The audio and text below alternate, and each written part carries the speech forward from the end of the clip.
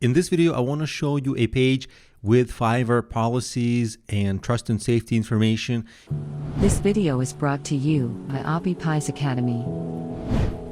And there are all kinds of rules and terms of service so that you get familiarized with how everything works. For example, if you get started but you violate some of their policies, you might get warnings on your accounts. And if you get more than one warning, they're going to suspend your account. So all these things you should read.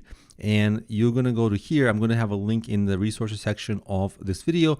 You basically go here and just make sure you read it, because every question you have, like how to manage your gig, how to handle the orders, what trust and safety issues, well, all these kinds of things and policies, and especially what happens with warnings. Like, you should read this so that you're not surprised if it happens, because once it happens, it's too late. Like if you get an email from Fiverr, like you violated our policy, and you say, I don't know.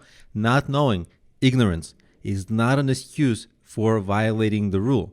People want to say, oh, I didn't know, excuse me. Actually, no, that's not how it works. They will treat it more like it was your responsibility to know the rules ahead of time. And we're sorry that you didn't know how it works, but you violated the rules. And it's a bad place to be. It can hurt your seller levels. You can get demoted in your seller levels, all these things. And eventually you can get suspended entirely and have to restart your account, which is really bad. So you want to read these very carefully. I know it's boring, and I know most people will not read that. But the few people that can read that, definitely please read it. Because these are going to have really important information, and you don't want to be asking your friends, hey, can I do this on Fiverr?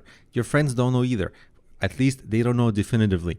And the only place to get it definitively is actually from this page. So you want to take the time to really look at it. So that's the Fiverr policies page and why you should become familiar with it.